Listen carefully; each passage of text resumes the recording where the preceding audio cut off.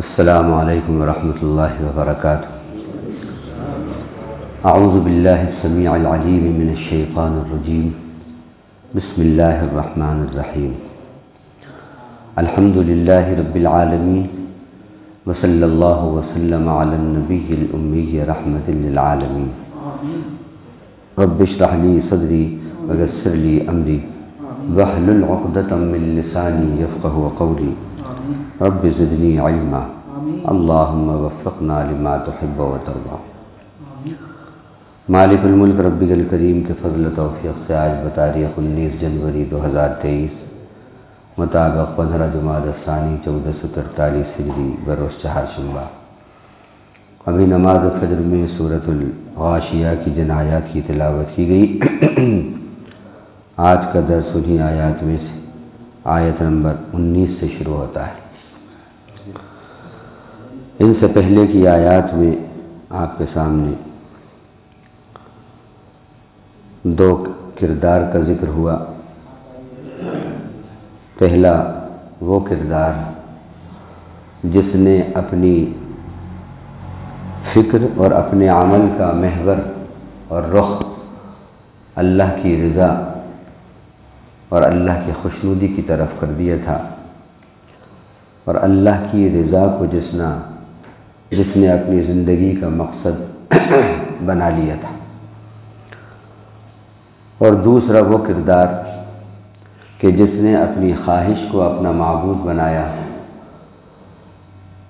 شرک اور کفر کو اپنایا اور اپنے آپ کو ہدایت یافتہ سمجھتا رہا، اور جو ہدایت پر ہے، حق پر ہے، ان کو اس نے ستایا، تکلیفیں دی، ان کو غلط سمجھا۔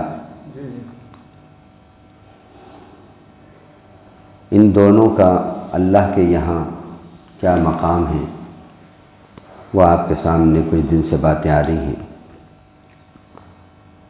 اس کے بعد پھر غور و فکر کی بات اللہ تعالیٰ نے کہی۔ آسمان میں غور و فکر کرو، اس کی بلندی کیسی بلندی ہے، اس بلند چھت کو کس نے بنایا؟ اللہ نے بنایا۔ اللہ کی مخلوقات میں ایک مخلوق اونٹ ہے، اس کی تخلیق، اس کی بناوٹ پر غور کرو۔ مخلوق میں غور کرو گے، خالق تک پہنچ جاؤ گے۔ اب اس کے بعد تیسری مخلوق جس میں غور و فکر کی دعوت دی جا رہی ہے، وہ ہے پہاڑ، اور چوتھی اللہ کی مخلوق جس میں غور و فکر کی دعوت دی جا رہی ہے، وہ ہے زمین۔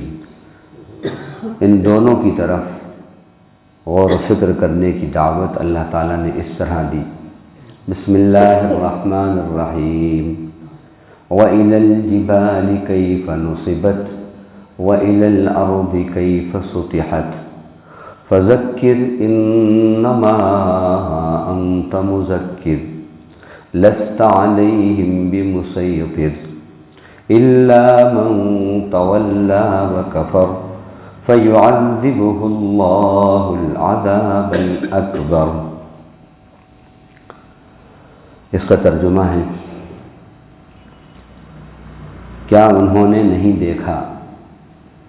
یہ انڈر اسٹوڈ ہے، یہ الفاظ یہاں انڈر اسٹوڈ ہیں، کیونکہ اس سے پہلے دو چیزوں کی جو بات کہی تو وہاں تھا افلا ينظرون الى الابل كيف خلقت، پھر والى السماء كيف رفعت، وہاں بھی الى السماء كيف رفعت سے پہلے افلا ينظرون پوشیدہ ہے، یہاں بھی یہ پوشیدہ ہے۔ کیا انہوں نے غور و فکر نہیں کیا؟ کیا وہ غور و فکر نہیں کرتے پہاڑوں کی طرف کہ کس طرح ان کو گاڑ دیا گیا ہے، نصبت، کس طرح ان کو گاڑ دیا گیا ہے۔ تو اللہ نے یہاں پہاڑوں میں غور و فکر کرنے کی گویا کہ دعوت دی، اور یہ منشا اپنا بتایا کہ اللہ کی یہ جو مخلوقات ہیں ان میں غور و فکر کرو۔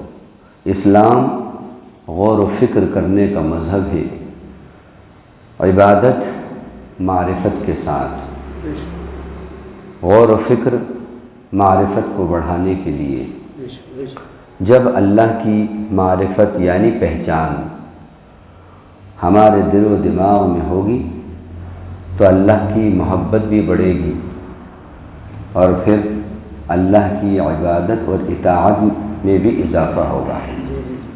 جس چیز کی آدمی کو پہچان ہوتی ہے پھر اس کو وہ حاصل کرتا ہے، یا تو پہچان اگر ہوئی کہ وہ خراب ہے تو اس سے دور ہوتا ہے، پہچان ہوئی کہ وہ اچھی چیز ہے، بہت اچھی چیز ہے، تو کوشش کرتا ہے اس سے قریب ہو، اس کو حاصل کرے۔ تو اللہ کی معرفت جب ہوتی ہے تو بندہ اللہ سے قریب بھی ہوتا ہے، پھر اللہ سے محبت بھی کرتا ہے، پھر محبت کے بعد اطاعت بھی کرتا ہے، اور پھر اللہ کی رحمتوں سے وہ قریب ہو جاتا ہے، وہ نیک و کاروں میں شامل ہو جاتا ہے۔ تو پہاڑوں کی طرف غور و فکر کی دعوت دی اللہ نے۔ اب ہم غور کریں، فرمایا کیف نصبت، اس پر غور کرو کہ کیسے ان کو گاڑا گیا۔ اب اسی مضمون کو دوسری جگہ سورہ نبا کے اندر اللہ تعالیٰ نے یہ کہہ کر فرمایا کہ والجبال اوتادا، اللہ تعالیٰ نے ان پہاڑوں کو میخیں بنایا، پہاڑوں کو میخیں بنایا، کس کی؟ زمین کی۔ سورہ نازعات میں فرمایا والجبال ارساہا، ان پہاڑوں سے اللہ نے زمین کو لنگر انداز کیا۔ اور سورہ لقمان میں فرمایا کہ یہ پہاڑ جو ہم نے بنا ہے زمین کے اوپر رکھے ہیں، اس کا مقصد کیا ہے؟ ان تمید بکم، کہ یعنی ان لا تمید بکم، وہاں لا پوشیدہ ہے، تاکہ یہ زمین تمہیں لے کر ادھر ادھر ہلے ڈلے نہیں۔ زمین کے توازن کو برقرار رکھنے کے لیے، اس کو بیلنس کرنے کے لیے ہم نے یہ پہاڑ زمین پر رکھ دیے ہیں، جن کی اللہ کے یہاں مثال جو اللہ دے رہے ہیں وہ ہے میخوں کی طرح ہے۔ یہ پہاڑ زمین کے لیے میخیں ہیں، اور آپ نے دیکھا ہے کہ میخیں، اب تو یہ زمانہ نہیں رہا، لیکن کہیں کہیں بڑے بڑے پروگرام ہوتے ہیں کھلے میدان کے اندر یا کہیں، تو آج بھی جو شامیانوں کا، قنات کا جو استعمال کرتے ہیں، اس میں بڑے بڑے بمبو لگاتے ہیں اور پھر رسی باندھتے ہیں۔ وہ رسی کائے سے باندھی جاتی ہے؟ میخوں سے، میخیں ٹھوکتے ہیں، اور پھر ان میخوں سے وہ تنابوں کی رسی باندھتے ہیں، قناتوں کی رسی باندھتے ہیں، شامیانوں کی رسی باندھتے ہیں۔ لیکن اس میخ کو کتنا زمین میں ٹھوکتے ہیں؟ 75% تقریباً وہ میخ زمین کے اندر ہوتی ہے، اور صرف چارانے جو ہے 20 یا 25% بس اوپر ہوتی ہے۔ کیوں؟ تاکہ اس میں مضبوطی آئے، اور جب وہ مضبوطی اس میں آئے گی تو وہ قنات کے کو ادھر ادھر ہلنے جلنے سے اور گرنے سے روکے گی۔ تو اللہ تعالیٰ نے یہ جو پہاڑوں کو میخیں کہا، بتت کہتے ہیں میخ کو، بڑی بڑی میخ کو، اس کی جمع اوتاد ہے۔ تو اب اس میں بھی غور کرنے کی بات ہے، کیونکہ اللہ کہہ رہے ہیں غور کرو، اللہ کہہ رہے ہیں غور کرو، اس لیے ہمیں غور کرنا چاہیے۔ ہمارے مفسرین کو ان آیتوں کو جن میں غور و فکر کی بات کہی ہے، خود بھی غور و فکر کرنا چاہیے، اور سامعین کو بھی غور و فکر کرنے کی دعوت دینا چاہیے۔ لیکن ہم یہ دیکھتے ہیں کہ ہماری تفسیروں کے اندر ان باتوں کو، ارے یہ سب سائنسی باتیں، یہ سب ہم لوگوں کی ہیں، کالج والے اور دنیا والے، اور یہ اسلام میں نہیں ہے، بس سیدھا قرآن بتائیے، حدیث بتائیے، بس۔ وہ بے وقوفی ہے اگر کوئی ایسے سمجھتے ہیں۔ اللہ کہہ رہے ہیں غور و فکر کرو، غور و فکر کرو۔ اب غور و فکر کرتے ہیں تو ہمارے سامنے پہاڑ ہیں، ہمارے شہروں میں بھی ہوتے ہیں اور دیگر جگہ بھی ہیں۔ پہاڑوں کی یہ خصوصیت ہے کہ جو اللہ نے میخ کہا بالکل اسی طرح ہے، اور میخ کا 1/3 پارٹ جو ہے وہ زمین میں ہوتا ہے۔ بالکل اسی طرح یہ جو پہاڑ ہیں، ان پہاڑوں کا 1/3 پارٹ جو ہے وہ زمین کے اندر ہے، 2/3 زمین کے اندر ہے ان پہاڑوں کا، اور 1% جو ہے 1/3 وہ اوپر ہے۔ جیسے ماؤنٹ ایوریسٹ ہے، دنیا کا سب سے بلند پہاڑ جو نیپال کے اندر ہے، دنیا کا سب سے بلند پہاڑ ہے، جس کی بلندی 9 کلومیٹر ہے، 9 کلومیٹر بلندی ہے، کہ وہاں جانے کے بعد آکسیجن بھی مکمل طور پر نہیں ملتا، ہوا بھی بہت پتلی ہو جاتی ہے، جیسا کہ بتایا جاتا ہے۔ جو لوگ گئے ہیں انہوں نے اپنے تجربے بتائے ہیں، اور کچھ تو گئے تو واپس ہی نہیں آئے، وہیں مر گئے۔ گنیز بک آف ورلڈ کے اندر اپنا نام داخل کرنے کے لیے بیچاروں نے اپنی جان کی قربانی بھی دے دی کہ کوئی کارنامہ ہم انجام دیں۔ تو 9 کلومیٹر بلند ہے۔ اب جتنی بلند ہے اس سے کئی گنا زیادہ زمین کے اندر بھی ان پہاڑوں کی گہرائی ہے۔ کتنی ہے؟ 1400 کلومیٹر نیچے ہے۔ 1400 کلومیٹر تک وہ جو پہاڑ ہے ماؤنٹ ایوریسٹ، زمین کے 1400 کلومیٹر نیچے تک اس کی تہ ہے۔ یہ کیوں اللہ تعالیٰ نے رکھے؟ زمین کو زلزلوں سے، زمین کو ادھر ادھر ہلنے جلنے سے محفوظ رکھیں، اور یہ کیوں؟ بندوں سے پیار کرتے ہیں، کیوں؟ رب العالمین ہے، کیوں؟ الرحمن ہے، یہ سب کیوں کیا؟ الرحیم ہے، یہ سب کیوں کیا؟ الرزاق ہے، یہ سب کیوں کیا؟ الکریم ہے، یہ سب کیوں کیا؟ الودود ہے، الودود ہے۔ لیکن ہمارا حال یہ ہے کہ ہم پہاڑوں کو جاتے تو ہیں، لیکن صرف آؤٹنگ اور انٹرٹینمنٹ اور انجوائمنٹ کے لیے جاتے ہیں، بس فوٹو کھنچواتے، سیلفی لیتے ہیں، بس انجوائے کرا، سیلفی لی اور بس چھٹی۔ یہ رب کی قدرت اس لیے نہیں ہے، غور کرو اس کے اندر، اس میں غور کرو۔ اگر یہ نہ ہو یہ پہاڑ تو زمین ادھر ادھر ادھر ادھر ہوتی رہے، دنیا کا جو نظام چل رہا ہے سب بکھر جائے، کوئی بھی نہ جھوپڑی والا سلامت رہے، نہ محل والا سلامت رہے، نہ محل بنا سکتا نہ جھوپڑی بنا سکتا اگر یہ پہاڑ نہ ہوتے، کیونکہ زمین کے اندر یہ اللہ کی شان ہے، اللہ کی قدرت ہے کہ پوری دنیا کی جو زمین ہے اس زمین کے اندر 73% 73% جو ہے وہ پانی ہے، اور پھر انٹارکٹیکا کو نکال دیں تو صرف 23% خشکی بچتی ہے، باقی سب پانی اور برف پوش پہاڑ، خشکی صرف 23% ہے۔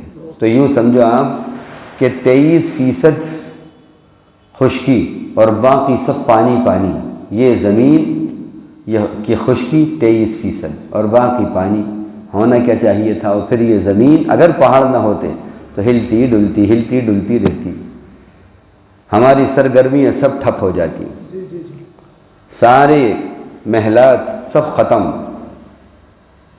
جو زمین پہ سواریاں آج دوڑ رہی ہیں ان کی رفتار بھی سب ختم ہو جاتی ہے۔ یہ کریڈٹ کدھر جا رہا ہے؟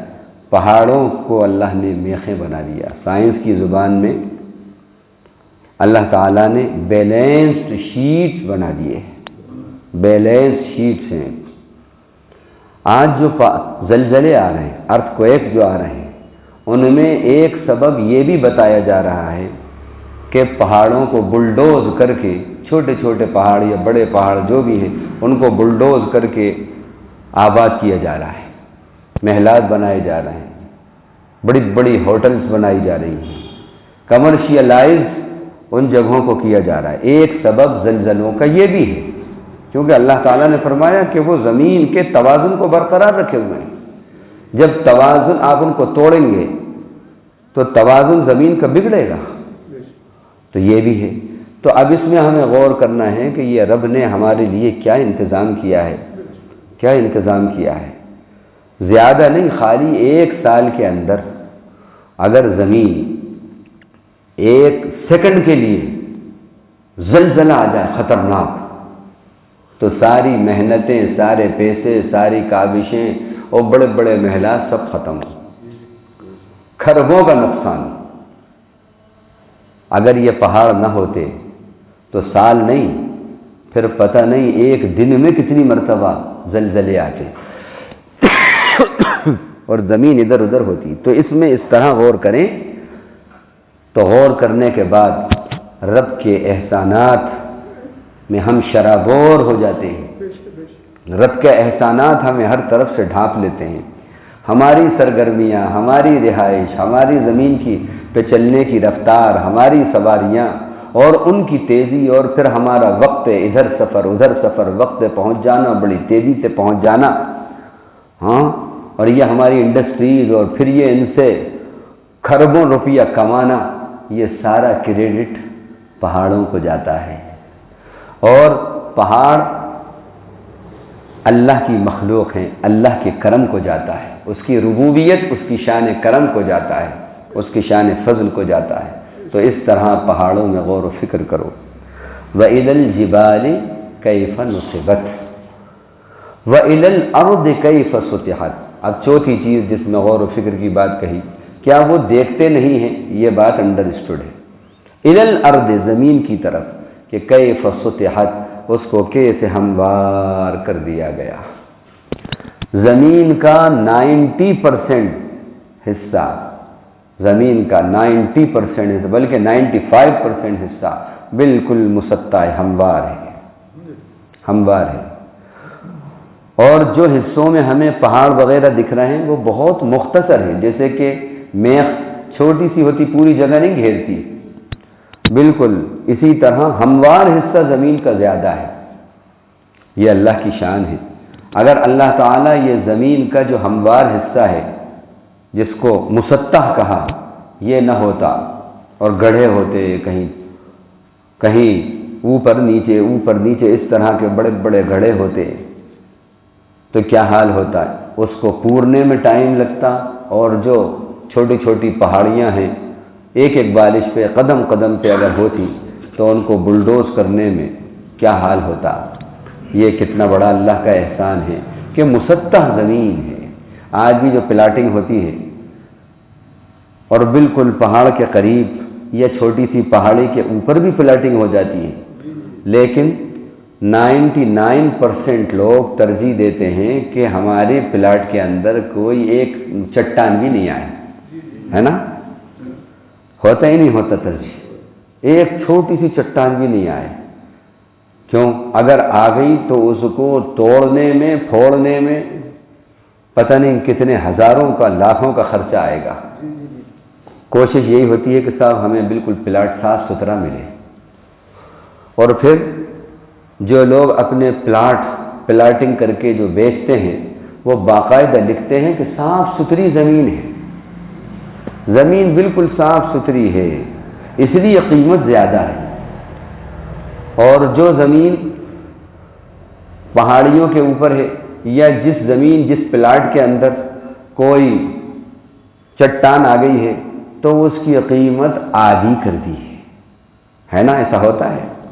تو یہ کتنا بڑا رب کا کرم ہے کہ زمین کو مسطح کر دیا تاکہ ہمیں رہائش میں، آنے جانے میں، سفر میں کوئی مشکل نہ ہو، کوئی مشکل نہ ہو. تو اس میں غور کریں، اور غور کر کے اپنے رب کو پہچانے کہ محسن سب سے بڑا ہمارا وہ ہے. زمین کو مسطح کرنا پوری دنیا کی بڑے سے بڑے سائنسداں اور بڑے سے بڑے طاقتور شخص کی طاقت نہیں تھی کہ وہ ایسی مسطح کر دیتا زمین کو جیسی ہے، اور کسی کی طاقت نہیں تھی کہ کوئی اتنے بڑے بڑے پہاڑ بناتا، پہاڑوں کو باقاعدہ بناتا اور بنا کے پھر ان کو رکھتا. پہاڑ بناتے تو کائے سے بناتے؟ سیمنٹ سے بناتے۔ انسان اگر یہ کرتا تو کیا حال ہوتا، کیسے کرتا؟ اتنی مضبوطی اس میں آتی نہیں آتی، لیکن رب ذوالجلال نے پہاڑوں کو بنا کر تھاما زمین کو، اور پھر زمین کو بھی مسطح بنا کر ہماری سرگرمیوں کو ہمیں حکم دیا، جاری و ساری رکھو بندوں، میں تمہارا محسن ہوں، میں رب العالمین ہوں، میں تمہارا پالن ہار ہوں، میں تمہارا رحمان اور رحیم مالک ہوں، مجھے پہچانو، مجھے پہچانو۔ تو اللہ کی مخلوقات میں احسانات میں سے ایک احسان زمین کا ہموار ہونا اور پہاڑوں کا میخوں کی شکل میں موجود ہونا زمین پر، اس پر اللہ کا ہمیں شکر ادا کرنا چاہیے۔ جس زندگی میں شکر ہوتا ہے اس میں احسانات کا، رب کے کرم کا سلسلہ جاری رہتا ہے، اور جس زندگی میں کفر ہوتا ہے احسانات کا، رب کے سلسلہ ڈسکنیکٹ ہو جاتا ہے، اور کبھی تو یہ ہوتا ہے کہ جو ہیں نعمتیں وہ بھی چھین لی جاتی ہیں۔ لئن شکرتم لازیدنکم ولئن کفرتم ان عذابی لشدید۔ اللہ تعالیٰ ان دونوں اپنے احسانات پر ہمیں شکر ادا کرنے کے عملی طور پر توفیق عطا فرمائے، اطاعت کی شکل میں توفیق عطا فرمائے، وفاداری کی شکل میں توفیق عطا فرمائے۔ وآخر دعوانا الحمدللہ رب العالمین۔ سبحان اللہ وبحمدہ، سبحانک اللہم وبحمدک، نشہد ان لا الہ الا انت، نستغفرک ونتوب الیک۔ وصلی اللہ تعالی علی خیر خلقہ محمد وآلہ وصحبہ اجمعین، آمین والحمدللہ۔